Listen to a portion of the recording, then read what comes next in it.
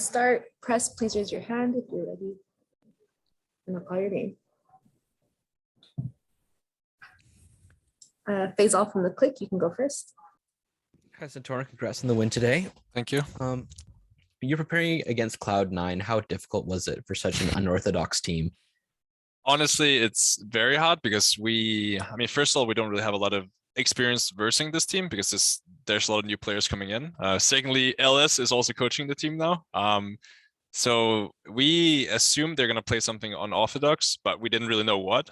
So it was definitely really hard to prepare against them.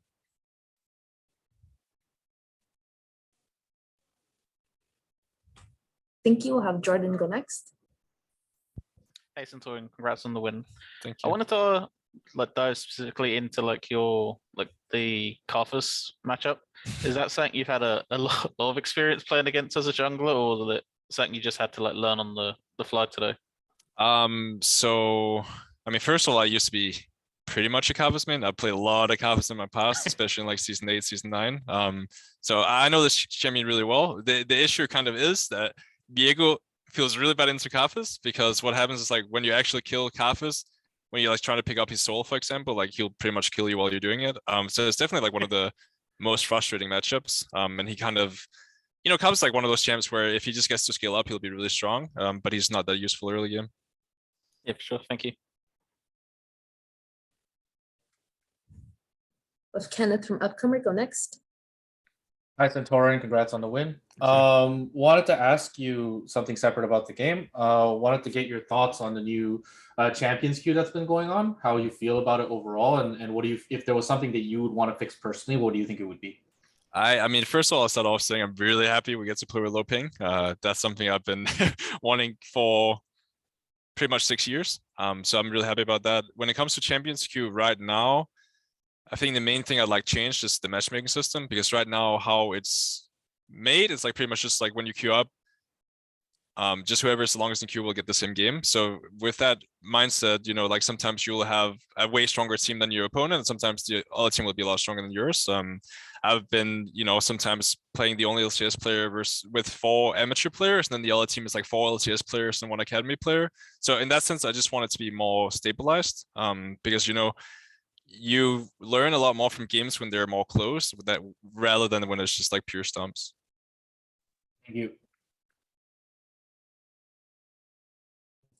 Okay, we'll have Pedro from the click go next.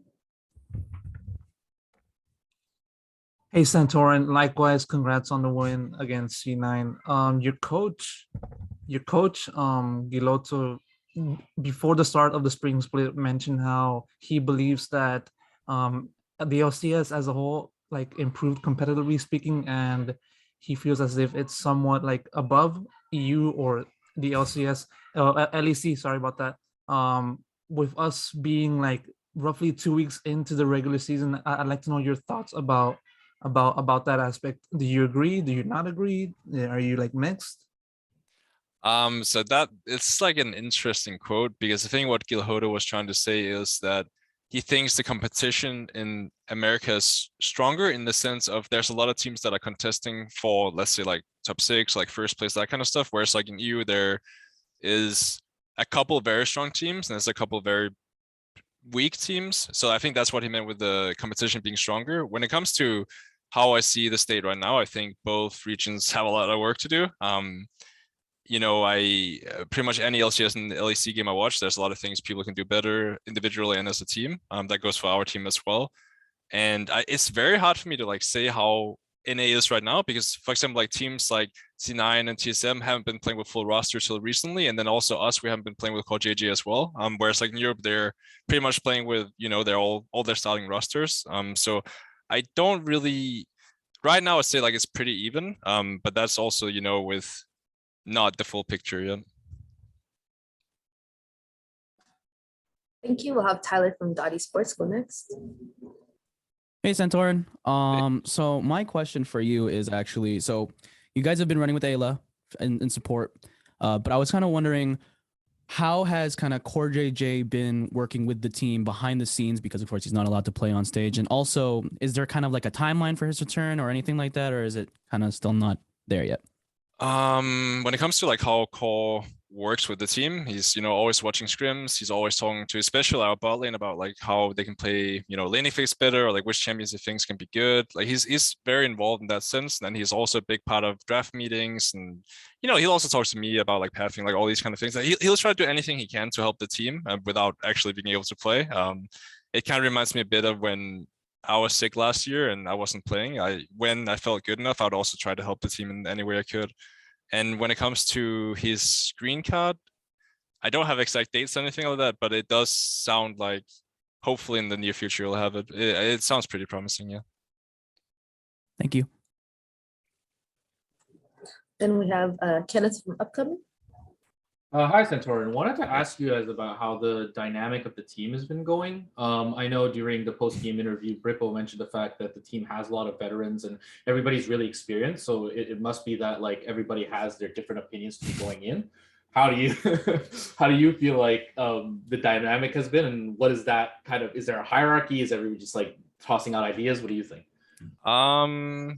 I definitely agree. We have a lot of veterans, a lot of old school players. When it comes to who's talking the most and who is like making the final call, that kind of stuff, I feel like it's I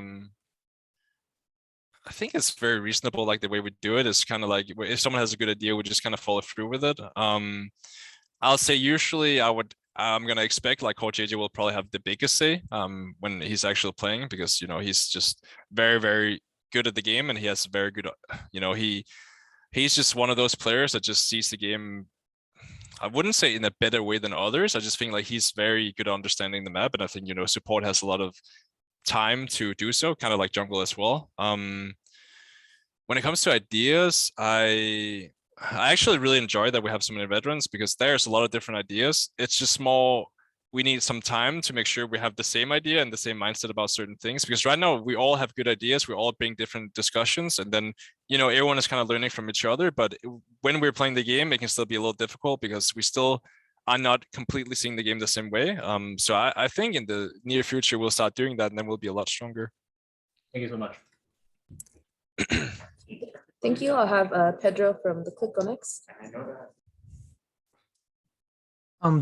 During the start of the lock-in tournament, you mentioned in an interview that you feel it's important for a team, to stay together with the one lineup, just to start off on the right foot, and have them build that synergy up as the season progresses. And so this question sort of goes up to a follow-up from Tyler's question. And so I mean, there's going to come a time in which CoreJJ is going to enter into the team and make his way into the lineup, integrate himself slowly into that. And so has the thought of the team making way for CoreJJ and then breaking that synergy that they had with Ayla, has that thought struck into your mind? Yeah, so I mean, I don't know if this is public knowledge or not, but we've been scrimming with pretty much both. We've been playing with Core and Ayla in scrims. Obviously a lot more Ayla than Core, but we're just trying to make sure the transition is easier. So we still get his input. We still play with him a couple of times here and there, and we're just making sure that it's not going to be like completely new experience and suddenly there's another guy with a lot of a big voice, and then suddenly everything is just chaotic. It's kind of like something we're easing into. So it's going to be an easier transition. On top of that, I also think Ayla has done a good job of kind of doing what Core does to some degree, and he's also trying to be a vocal player, and obviously he doesn't fill the void of CoreJJ, but I think he's like stepped up to the role in a really good way. All right. Thank you, Santorin. That wraps up time for our scrum. We appreciate you taking the time to talk to us. Thank you. Have a good one, guys. Thank you too. Bye. Bye-bye. Press C9.